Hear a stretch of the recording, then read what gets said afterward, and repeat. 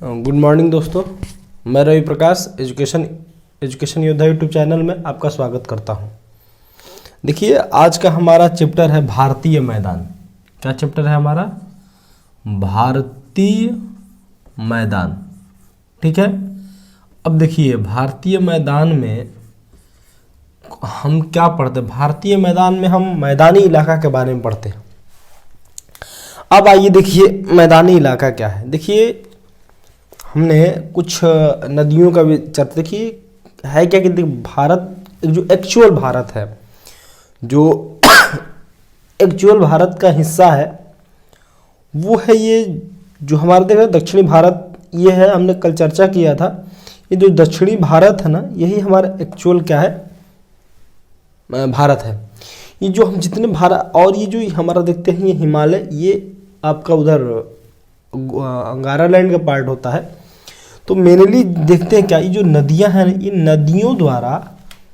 नदियों द्वारा पहाड़ को, माने पहाड़ों को काट कर लाकर जब ये अपने ही रास्ते में ये अवक्षेप जमा कर देती हैं, तो उसी अवक्षेप से इस मैदानों का निर्माण हो गया। देखिए कुछ मैदान है यहाँ, हम उसको देखेंगे। आज तबीयत सही नहीं है, खांसी भी आ रही है, लेकिन वीडियो देना जरूरी था, तो मैंने सोचा कि आज क्लास ले लिया जाए आप लोगों की। देखिए, ये है गुजरात राज्य। ठीक है। ये गुजरात देख रहे ना, ये एक्चुअल में यही है। ये एक्चुअल में जो ये पठारी भाग है, यही हमारा है। ये हम देखिए बीच में गैप दिखाया है। देखिए आपको दिख रहा होगा, ये बीच में गैप है।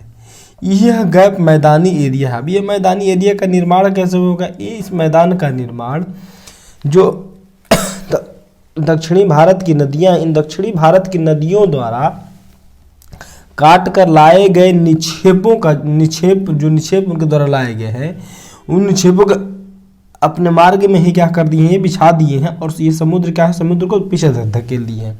इससे क्या हो गया है कि यहाँ मैदान का निर्माण हो गया है। ठीक है।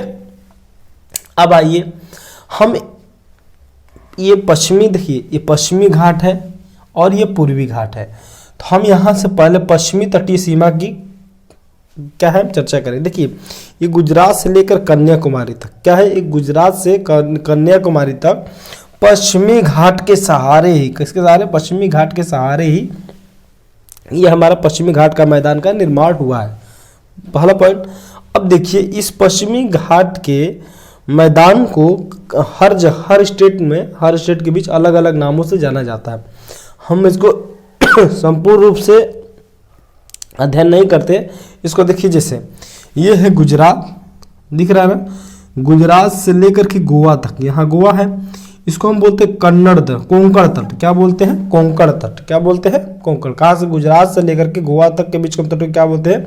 कोंकण तट। अब आइए, ये आपका गोवा है, यहाँ कर्नाटक है। ठीक है। गोवा से कर्नाटक के बीच में इसको बोलते हैं कन्नड़ तट। क्या बोलते हैं? कन्नड़ तट। क्लियर? अब इस कन्नड़ तट से लेकर के, दिख रहा है ना, ये कन्नड़ तट से लेकर के कन्याकुमारी तट को हम बोलते हैं मालाबार तट। क्या बोलते हैं? मालाबार। अब देखिए, ये है आपका पूर्वी घाट। पूर्वी घाट पे हम बता देते हैं, ये है कोरोमंडल तट। ये क्या है? कोरोमंडल तट। कहाँ ये विस्तृत है? तमिलनाडु में। ठीक है। ये देखिए उत्तरी सरकार तट। पूर्वी घाट की हम चर्चा कर रहे हैं। किसकी चर्चा कर रहे हैं? पूर्वी घाट के। पूर्वी घाट में हमारा है ये कोरोमंडल तट, जो तमिलनाडु राज्य में है। ये उत्तरी सरकार तट। क्या है? उत्तरी सरकार तट, जो कहाँ है? आंध्र प्रदेश में है। ये है उत्कल तट। आप जनगण मन में पढ़ते हैं ना, जनगण मन अधिनायक जय है, उसमें एक उत्कल शब्द आता है। उसी ये उत्कल शब्द वहीं से लिया गया। ठीक है ना? तो यही उत्कल तट है। क्या है? उत्कल तट कहाँ है? उड़ीसा राज्य में। ये बात आप लोगों को क्लियर हो गई? हमको लगता है कि सारी बातें आपको क्लियर हो गई है। ठीक है। आइए, अब हम आगे को देखते हैं। देखिए क्या है,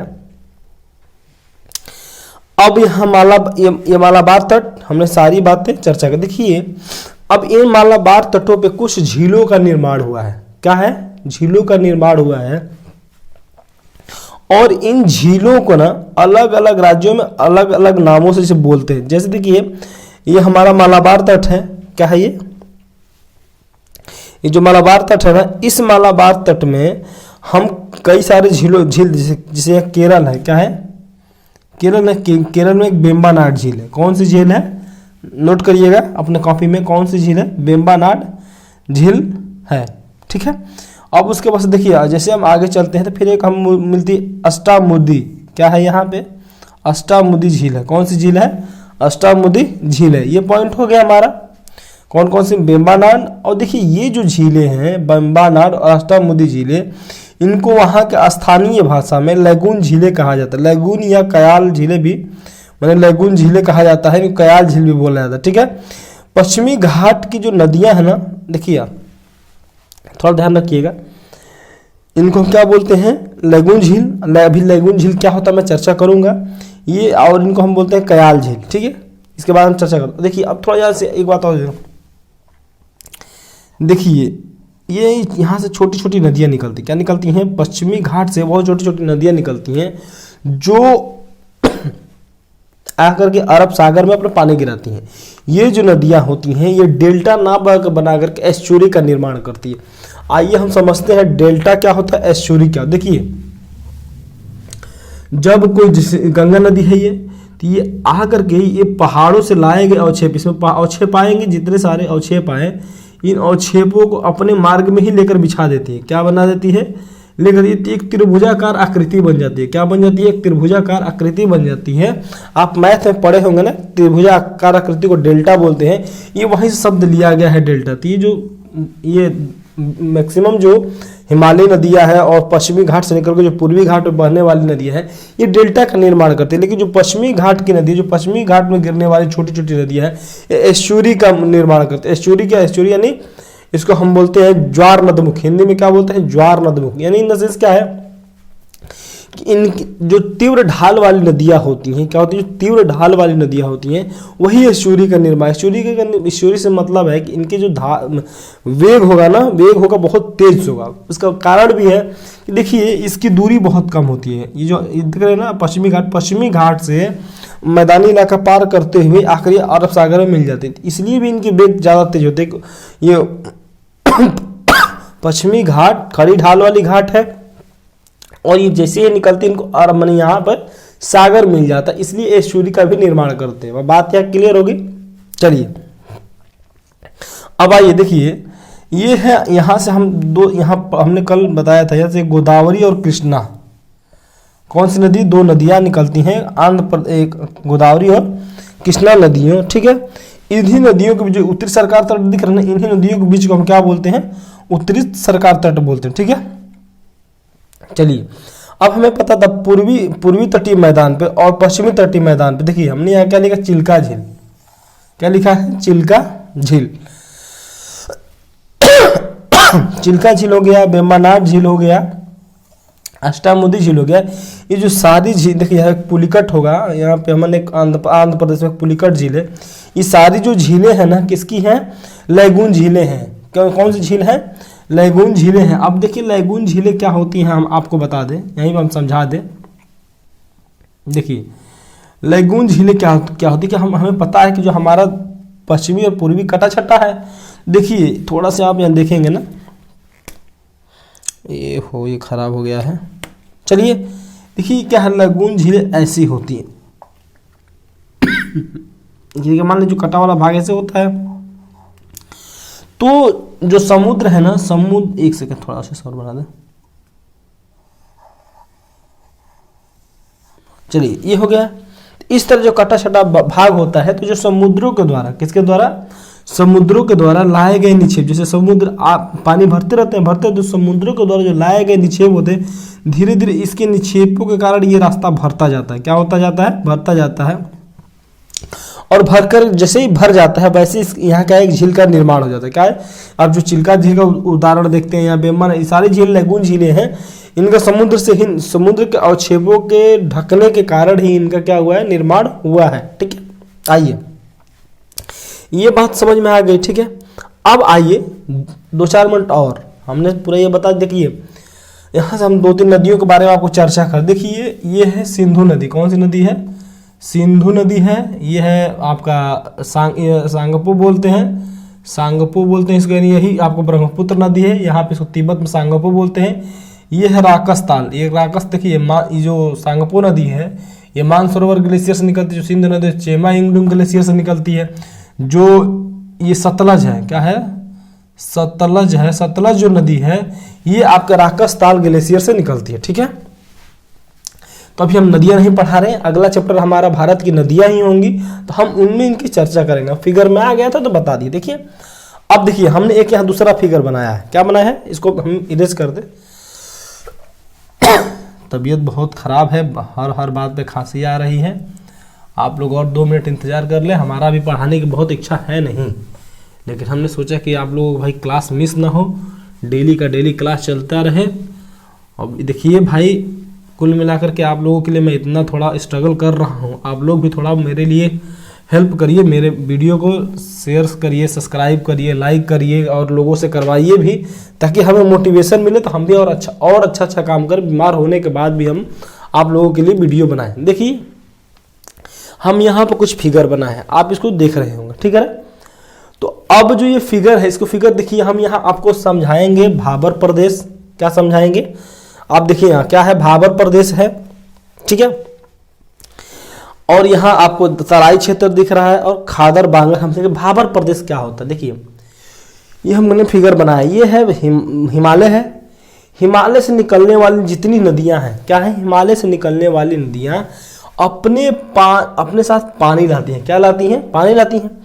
इस पानी के साथ इस हिमालय को काटती हैं। क्या करती हैं, इस हिमालय को काटती हैं। और इस हिमालय को काट कर जो छोटे छोटे शिलाखंड होते हैं, बड़े बड़े शिलाखंड होते हैं, इन शिलाखंडों को इसी में ला करके क्या करते हैं, जमा कर देती है। क्या करती हैं, इस प्रदेश शिवालिक के जो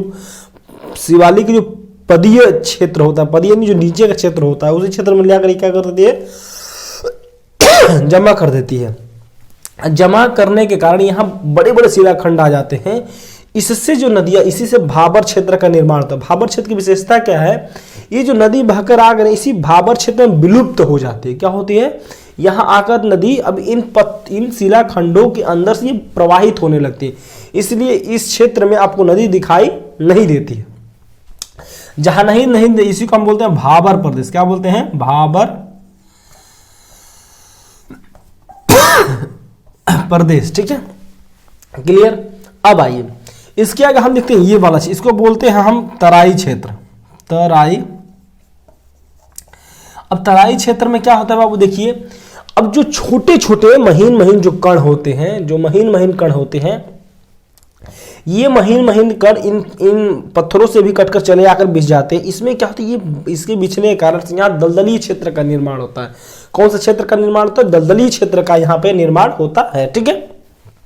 अब देखिए ये दलदली क्षेत्र के निर्माण होने के कारण यहाँ से बहुत सारे आपको छोटे छोटे जीव मिलते हैं, ठीक है। ये जो होता है एरिया, यहाँ पे बहुत सारी बीमारियाँ फैलती है। जैसे आप एक सुना होगा आपने, जापानी इंसेफ्लाइटिस, या ये बहुत ज़्यादा यहाँ मच्छरों का क्षेत्र होता है यहाँ। जैसे आपका यूपी में एक डिस्ट्रिक्ट गोरखपुर, महाराजगंज, जो उधर वाला क्षेत्र है, जो नेपाल या शिवालिक से नीचे सटा हुआ एरिया है, वहाँ पे ये जो तराई बेल्ट पाया जाता है, ये बीमारियों का गढ़ होता है ये क्षेत्र, ठीक ना। क्योंकि यहाँ पे बहुत ज़्यादा छोटे छोटे जीव, सांप, बिच्छू ऐसे बहुत सारे यहाँ पे मिलते हैं। उसके बाद यहाँ भी मच्छर बहुत होती है, इसलिए बीमारियाँ यहाँ बहुत होती है, ठीक है ना। ये बात तराई क्षेत्र। अब आइए दो शब्द और है, खादर और बांगर। क्या है, अब जैसे ही नदियां तराई क्षेत्र को छोड़ करके मैदानी क्षेत्र में आती हैं, तो ये नदियां दो तरह के क्षेत्र का निर्माण करती है। एक देखिए हमने खादर बनाया है, इधर भी खादर, इधर भी बांगर, यहाँ भी बांगर। देखिए खादर प्रदेश क्या, खादर क्षेत्र क्या होता है, देखिए नदी प्रवाहित हो रही है। जब इस नदी में, ये वाले सामान्य दिनों की नदियां हैं, लेकिन जब जैसे बरसात का मौसम आता है तो नदियों में पानी का जल स्तर बढ़ जाता है, ठीक है। अभी जल स्तर के बढ़ने के कारण से नदियां अपने क्षेत्र को छोड़ करके फैल जाती हैं। क्या होती हैं, नदियां अपने क्षेत्र को छोड़ करके फैल जाती हैं, जिससे नदियां अपने क्षेत्र को छोड़ के यहां तक चली जाती हैं। यानी अब यहां तक ही नहीं, कहने का मतलब यह है कि जो नदियां बाढ़ के मौसम में अपने क्षेत्र के जहां तक उनका फैलाव होता है, मान जहां तक वो जाती हैं, उनको हम क्या बोलते हैं, खादर क्षेत्र बोलते हैं। यानी खादर क्यों बोलते हैं, क्योंकि ये क्षेत्र, ये जो आती है ना, तो अपने साथ बहुत सारे गाद मिट्टी, नई मिट्टी लेकर के आती है और ये बिछा देती है। क्या होती है, बिछा देती हैं। बिछा देने से जो वहाँ की मिट्टी होती है बहुत ही उपजाऊ हो जाती है। क्या होती है? बहुत ही उपजाऊ हो जाती है। उपजाऊ होने के कारण यह खेती बहुत अच्छी होती है। ठीक है, तो इसीलिए इसको हम खादर बोलते हैं। मैंने खादर यानी बहुत इसमें खाद युक्त मिट्टी आ जाती है। क्या होती है? खाद युक्त मिट्टी हो जाने के कारण इसे खादर मिट्टी बोलते हैं। अब देखिए बांगर क्या होता है? क्या होता है बांगर? बांगर बाबू वो प्रदेश होता है ना जहां पर बाढ़ के मौसम में भी, यहाँ ऐसे मौसम में तो पहुंचता ही पहुंचता है, बाढ़ के मौसम में भी नदियों का जल नहीं पहुंच पाता। इस दोनों क्षेत्र में क्या होता है? नदियों का जल नहीं पहुंच पाता। ये यानी यहाँ पर कभी भी नई मिट्टी का निर्माण नहीं होता है, इसीलिए इसको बांगर प्रदेश को हम ऊसर प्रदेश, मान बांगर क्षेत्र को ऊसर क्षेत्र भी बोलते हैं, क्योंकि यहाँ पे जो पैदावार होती है बहुत ही कम होती है। ठीक है, ठीक है ना। तो ये हमारा था भाबर तराई। ये होता है, ये जो देखा ये पर्वतीय क्षेत्र है। ये कौन सा क्षेत्र है? ये पर्वतीय क्षेत्र है। मैं बोला ना कि शिवालिक का पाद क्षेत्र है, ये भाबर क्षेत्र है, तराई क्षेत्र है, ये खादर बांगर। आइए हमने इसके बारे में आज चर्चा किया। आज मेरी तबीयत सही भी नहीं है, तो आगे हम पढ़ाएंगे भी नहीं आप लोगों को। देख रहे हैं कि आप वीडियो बनाते समय बार बार खांसी आ रही है। और देखिए दोस्तों, आप रात के 3 बज रहे हैं, मैं 3 बजे उठ करके आप लोगों के लिए वीडियो बना रहा हूं ताकि आप लोगों की तैयारी अच्छी से अच्छी हो सके। इसलिए आप लोगों से रिक्वेस्ट है, निवेदन मानिए, छोटा भाई मानिए, बड़ा भाई मानिए, जो मानिए, हमारे वीडियो को लाइक, सब्सक्राइब, कमेंट जरूर करें। और अपने जो आपके मित्र होंगे, जो ऐसे मित्र जो गाँव में सुदूर हैं, ये वीडियो उनको तक पहुँचाइए ताकि वो भी घर बैठे अपनी तैयारी को संपूर्ण एग्जाम दे सके। और आपको एक बात बता दी, इस वीडियो में आपको एक बात बताऊंगा, जो ये वीडियो मैं आपको बता रहा हूँ ना, ये किसी भी एग्जाम में आप देखेंगे तो जीएस के पॉइंट ऑफ व्यू से मोस्ट इंपॉर्टेंट चल रहा है। इसके बाद से हमारी वर्ल्ड की ज्योग्राफी आएगी, यूपी की ज्योग्राफी आएगी। ठीक है ना, तो हम ज्योग्राफी बस ईवीएस शुरू करेंगे। ठीक है, आपको बता दें, आप पीसीएस, आईएएस, पीसीएस, आप यूपी ट्रिपल एससी का ले लीजिए, वीडियो को लेखपाल, कोई भी आप वनडे एग्जाम ले लीजिए। इन वनडे एग्जाम का जो एमसीक्यू होता है, मैं ये नहीं कह रहा हूं कि आपको ये आ जाएगा आंसर राइटिंग में, या आंसर राइटिंग में इनसे काम नहीं चलने वाला। ये हमको आंसर राइटिंग लिखने में हेल्पफुल जरूर करेगा, लेकिन हमारा इससे काम नहीं होना, उसको हम डिस्क्रिप्टिव पढ़ना ही पड़ेगा। हाँ, लेकिन एक बात बता दें आपको, ये one liner in the sense कि ऑप्शनल में बहुत ही आपको हेल्पफुल करेगा, यानी ऑप्शन टिक में आपको बहुत ही हेल्पफुल करेगा। इसलिए इसको एक आप बेहतरीन नोट्स बनाइए, फिगर, जैसे मैं फिगर बना रहा हूँ, आप भी एक फिगर बनाइए और फिगर बना करके नोट्स बनाइए, ताकि आपको अच्छे से अधिक याद हो सके। ठीक है दोस्तों, तो चलिए आज के लिए बस इतना ही। Thank you so much.